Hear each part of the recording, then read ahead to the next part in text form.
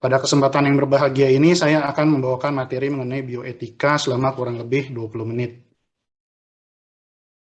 Baiklah, mari kita mulai dengan membahas manfaat dari bioetika. Diskusi bioetika akan melatih kita untuk berpikir kritis, logik, dan koheren. Karena pembelajaran bioetika melibatkan kita untuk mengambil keputusan dari suatu dilema etis dengan mempertimbangkan berbagai kebaikan dan keburukan.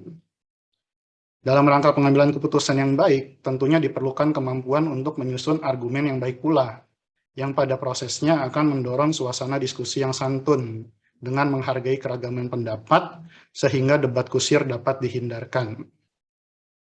Selain itu, bioetika juga bermanfaat saat belum ada hukum yang mengatur.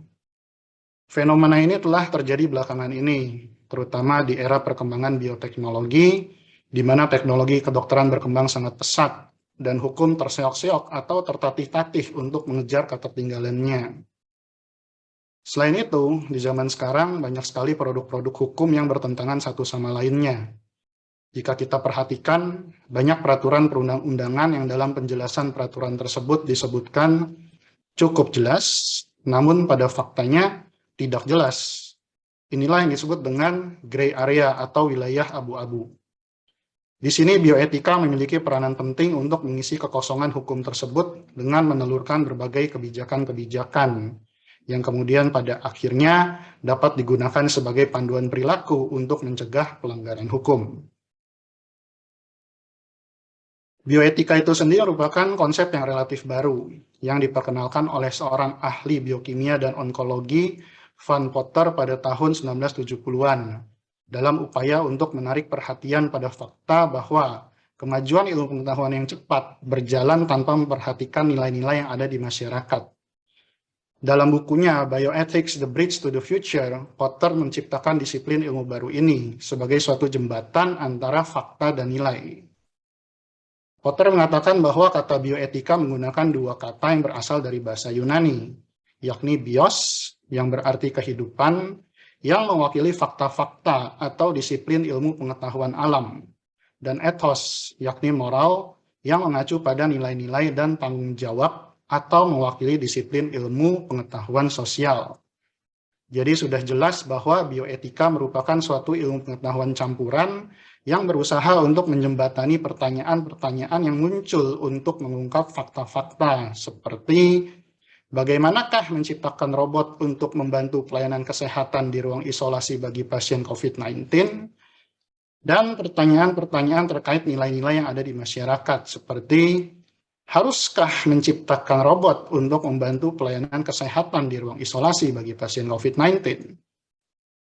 Diskusi bioetika ini akan memberikan keputusan terhadap perbedaan pandangan tersebut. Perkembangan bioetika itu sendiri tidak lepas dari kurangnya perhatian terhadap nilai di tengah-tengah pesatnya perkembangan ilmu pengetahuan dan teknologi. Robot-robot sudah mulai diciptakan untuk menggantikan fungsi seorang manusia.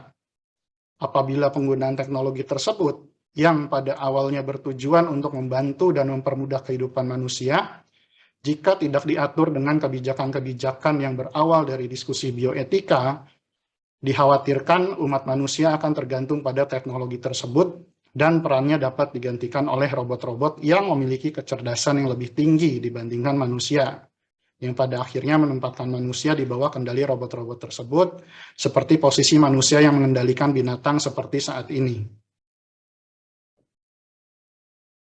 Berikut adalah prinsip-prinsip bioetika yang tertuang dalam Universal Declaration of Bioethics and Human Rights yang diterbitkan oleh UNESCO pada tahun 2005, yang terdiri dari martabat manusia dan HAM, manfaat dan mudarat, otonomi dan tanggung jawab individu, izin persetujuan, orang yang tidak mampu memberikan persetujuan, menghormati kerentanan dan integritas manusia, privacy and confidentiality, persamaan, keadilan dan kesetaraan, non-diskriminasi dan non-stigmatisasi, menghormati keragaman budaya dan pluralisme, solidaritas dan kerjasama, tanggung jawab sosial dan kesehatan, saling berbagi manfaat, melindungi generasi yang akan datang, dan perlindungan terhadap lingkungan, biosfer, dan keanekaragaman hayati.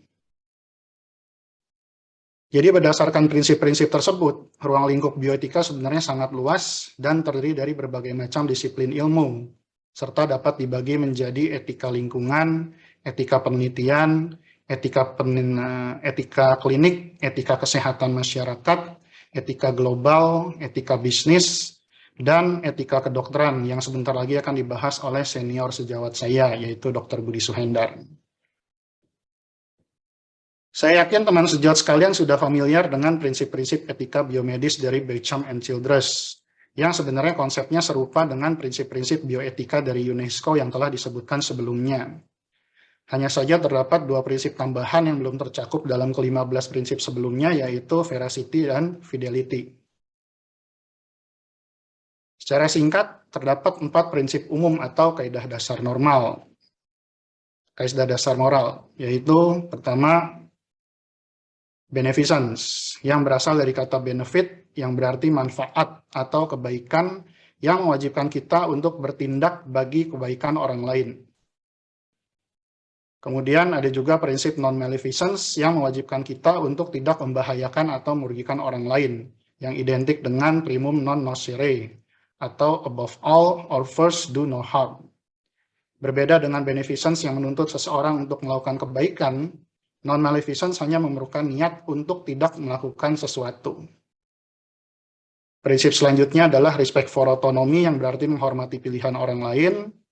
Dan prinsip yang keempat adalah justice.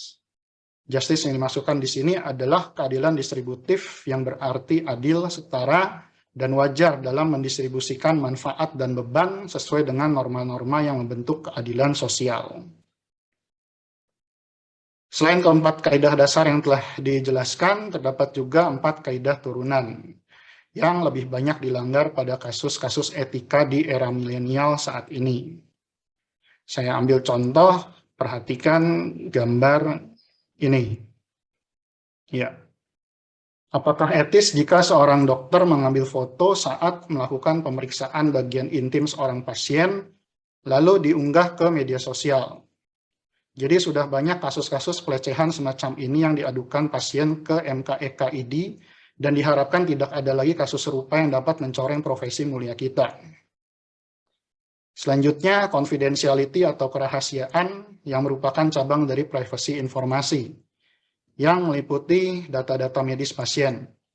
Seringkali kita menyimpan data-data dan foto-foto pasien dalam HP, dan kemudian tersimpan dalam media penyimpanan internal atau yang berbasis cloud. Jika HP tersebut hilang atau dicuri dan email kita diretas, maka data-data dan foto-foto pasien dapat dengan mudah disebarkan ke media sosial oleh pihak-pihak yang tidak bertanggung jawab. Jadi kita harus berhati-hati dalam menggunakan media teknologi tersebut. Kemudian prinsip veracity berarti terus terang. Ini sangat berperan penting untuk menjaga kepercayaan masyarakat terhadap profesi kita. Dan yang terakhir, fidelity didefinisikan sebagai kesetiaan yang didasari atas hubungan fidusiari antara dokter dengan pasien, yang seringkali menimbulkan konflik kepentingan.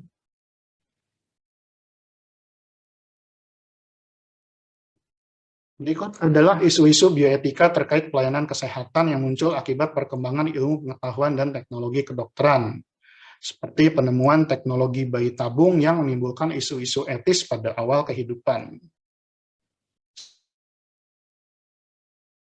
Tabung, apakah boleh dimusnahkan? Jika dimusnahkan, apakah dikategorikan sebagai aborsi? Belum lagi teknologi sel pungka yang melahirkan isu-isu lainnya seperti cloning atau chimera. Teknologi tes genetik prenatal juga memicu isu lanjutan terkait genetic engineering atau modifikasi gen, seperti terapi fetus atau terapi gen, pemilihan jenis kelamin, hingga mendesain bayi yang berujung pada isu eugenik yang mengakibatkan berbagai permasalahan sosial nyata di masyarakat, seperti bagaimanakah kedudukan hukum seorang anak yang dilahirkan dari 3 orang tua. Bahkan terdapat kasus tuntutan hukum di mana seorang anak menyalahkan orang tuanya akibat melahirkan dirinya ke dunia ini.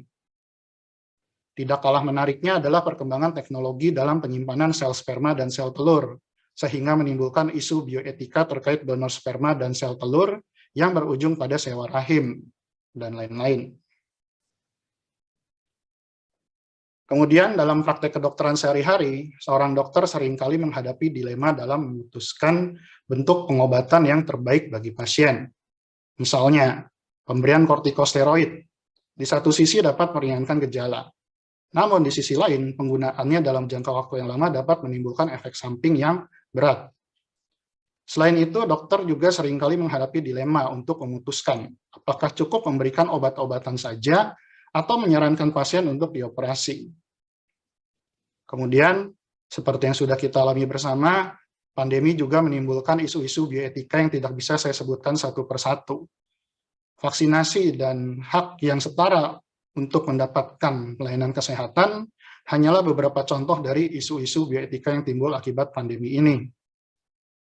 Tidak jarang juga teman sejawat harus menghadapi isu bioetika terkait lingkungan hidup yang berhubungan dengan limbah medis. Dan jangan dilupakan isu-isu tentang kesehatan mental dan seksual, seperti gender dysphoria, yang melahirkan klinik-klinik yang khusus melayani pasien LGBT karena dianggap lebih mengerti akan kebutuhan psikologis mereka. Terakhir, isu-isu bioetika terkait akhir kehidupan yang timbul akibat penemuan teknologi ventilator di tahun 1970-an, yang menimbulkan perdebatan mengenai euthanasia ataupun physician-assisted suicide. Kemudian perawatan paliatif pada penyakit terminal, breaking bad news, withholding all the withdrawal treatment, hingga do not resuscitate. Donor organ, terutama dari jenazah, ternyata membawa kita kembali ke lingkaran euthanasia. Pendirian bank organ dan jaringan melahirkan berbagai isu bioetika yang tidak kalah menariknya. Serta jangan dilupakan penggunaan jenazah untuk kepentingan pendidikan calon-calon penerus kita. Dan terakhir, isu bioetika yang membawa kita kembali ke permasalahan semula di awal kehidupan, yaitu posthumous conception. Untungnya sudah terbit regulasi di Indonesia yang memberikan jawaban terhadap sebagian besar isu bioetika yang telah dipaparkan, yang sangat berguna untuk membatasi penyalahgunaan ilmu pengetahuan dan teknologi di bidang kedokteran.